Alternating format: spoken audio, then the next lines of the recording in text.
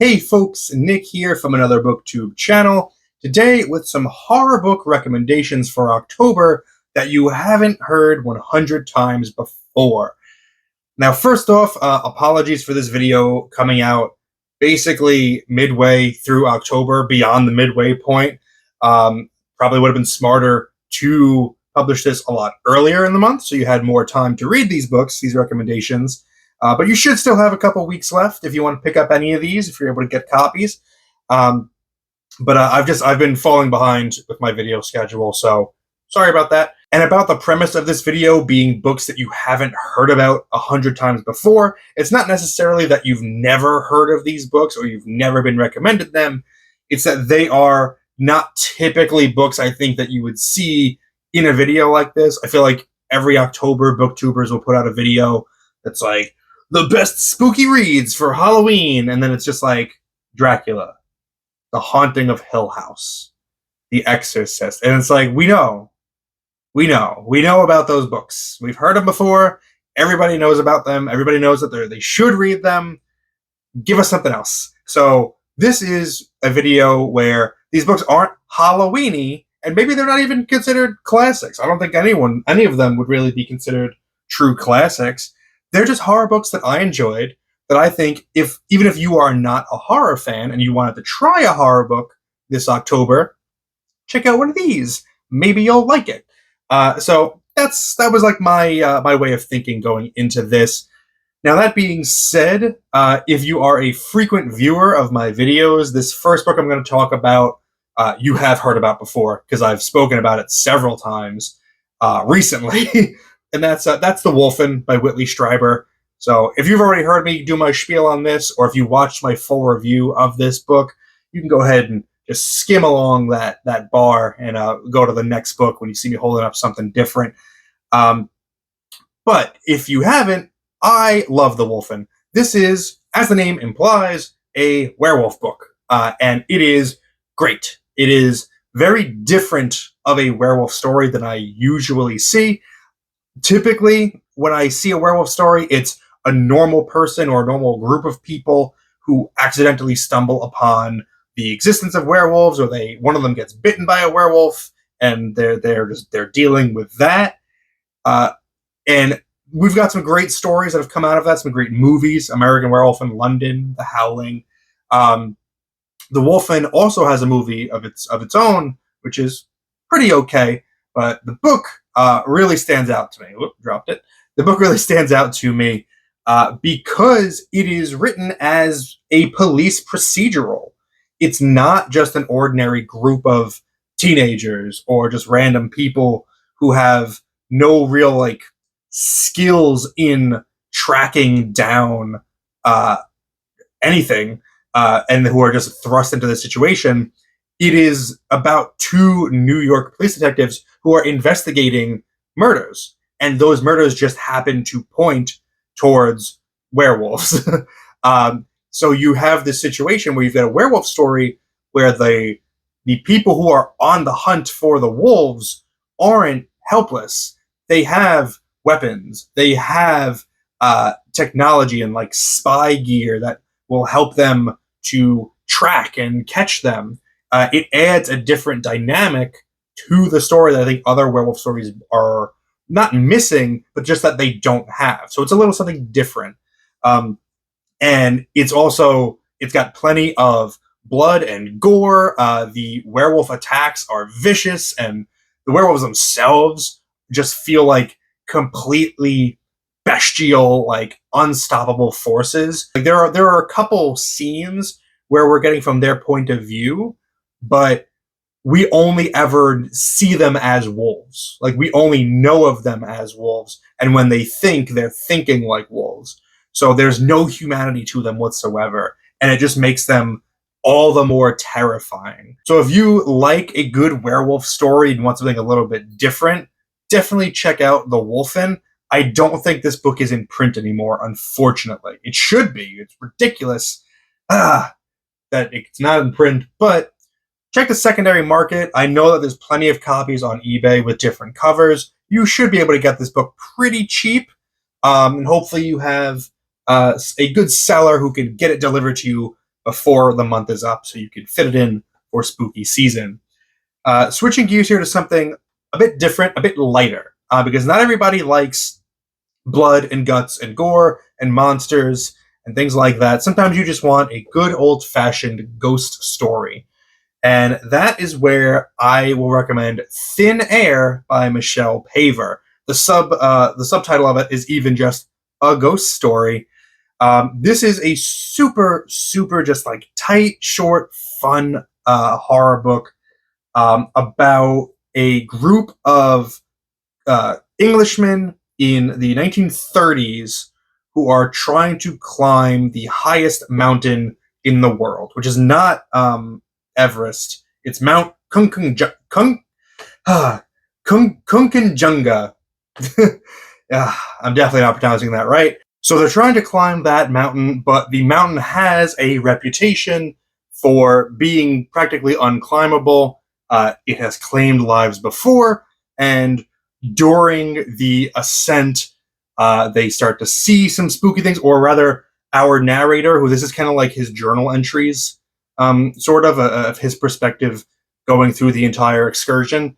He starts to see some kind of spooky stuff, see some weird things, and it never gets super intense. It never really gets like super frightening. It's not going to get your adrenaline pumping, but it reads really, really well. It sets a really good atmosphere. It talks about the mountain climbing aspect in a very technical way, but because it's the 1930s, it's a little bit dated, but like on purpose. So it's interesting. Like I think Michelle Paver probably did a really good amount of research to make it feel authentic. So it's fun in that respect, and it's just very like slight and just a fun ghost story. Honestly, keeping up with the kind of the story of people exploring a region of the earth that maybe they should leave unexplored. I'm going to talk now about From Below by Darcy Coates. I have a full review of this up on the channel. I absolutely adore this book. I have nothing but positive things to say about it. This is the story of a documentary film crew who are exploring a shipwreck that a ship that had been wrecked under very mysterious circumstances decades earlier. I think about like a century earlier. And the remains of the ship have finally been found. They're going to be the first people to explore it. It's going to go great. And the book is just their repeated dives down to the shipwreck, and things just get more and more intense and frightening every time they go down there. And oh my God, did this book really take my breath away. I'm not a fan of the ocean. I had some strong words to say about it in my original review of this, but I don't mess with the deep ocean. I don't think we belong there. Leave it alone. There's nothing there that could possibly be of use to us. Just leave it alone. And this book really expertly plays on that fear, that thalassophobia. And if you have that similar feeling of just like being scared of being essentially stranded in the ocean with like no land in sight, or dives gone wrong, and like all of the things that can go wrong with scuba diving, then this book's gonna freak you out. You're gonna be sweating reading this book. I had a very hard time putting this book down, even though it was very stressful for me. And I loved it. I just loved every minute of it. I don't have a copy. I got it from the library on a whim, and I've got to get a copy of it to have forever because it was such a good book. So highly, highly recommend From Below by Darcy Coates. Next up, a book that is maybe equally as stressful. It's just a adrenaline-filled thrill ride. That's Mine by Robert McCammon. I've been reading a lot of McCammon this year. This is definitely one of the best that I've read of his. My favorite book of his that I've read this year is Boy's Life, but that's not really a horror book. It's kind of a mix of many genres. This is terror through and through, to the point where one of the characters is even called Mary Terror. This is the story of a successful woman, Laura, who has recently had a child, like literally very recently. She's in the hospital. She just had her kid, and the child is kidnapped by this insane 60s, basically terrorist, hippie terrorist, Mary Terror, who has got it in her head that she needs a child. For I'm not going to go into it. I'm not going to go into all the reasons, but just know that Mary Terror kidnaps the child, gets away like super easily, and it's up to Laura to essentially track her down and get her child back. This is very, very, really intense. The exploration of the lengths that Laura is willing to go to as just a normal person to rescue her child. It's really just great themes. The theming is really strong in this. It's very impressively written. McCammon, I've noticed in a lot of his books, he doesn't use a lot of not just female like main characters, but even his supporting characters can sometimes be kind of absent. So having this book feature prominently two main female characters and even some stronger side characters as well, I think he gets to flex some different writing muscles and show that he can write, any gender essentially. So it's great for that reason as well, and it's got an awesome cover. I like the die cut cover. So can't recommend this book enough. Mine by Robert McCammon. All right, next up, I have a Paul Tremblay book here. Now, if you're a horror fan, you've probably heard of Paul Tremblay. You've probably been recommended his books, A Head Full of Ghosts and Cabin at the End of the World, many times before. I think he's got another book that is better than Cabin and almost maybe as good as Head Full of Ghosts, but doesn't get talked about nearly as much. And I really think it deserves to, and that's Survivor Song. This is Paul Tremblay's, I'll call it a virus book, because the other word might get me flagged. But this is a book about a virus that is causing a lot of problems. And basically, like, law and order is, like, shut down. There's madness in the streets from the people who are infected running around, from the people who are trying to seek shelter or get treatment. It's just mayhem. And the entire book is about this very pregnant woman. Like, I think she's like 8 months pregnant or something. And in the beginning of the book, she gets bitten. It's a rabies virus, by the way. She gets bitten, like a really advanced rabies, like a really bad rabies. She gets bitten, and the rest of the book is just her trying to get through just all of the madness to get to a hospital to help her. And it is so unbelievably tense, just palpable, jumping off the page. Every moment of this is nail biting. Like, what the hell is going to happen next? Oh my God. She bumps into, people who are helping her. She bumps into people who are trying to stop her because they're crazy. Like, it's just a really great kind of classic, simple story because there's no flashbacks, there's no diversions. It's just a straight shot. It's just, she's bitten, and then here we go, straight through to the end. And it is so well done. And I've only read it once, and I couldn't put it down the first time I read it. I would like to read it again because I'm curious, knowing like kind of how it goes, how it would do on that reread. But if you've never read it before, I could tell you the first time reading experience for this book is incredible. I loved it. I cannot recommend this book enough, and it's perfect for me publishing this video now, because you can read this book in a day, maybe 2 days at the most. Like, I really think you're gonna have trouble putting it down, so you can really burn through it and fit it in before Halloween passes.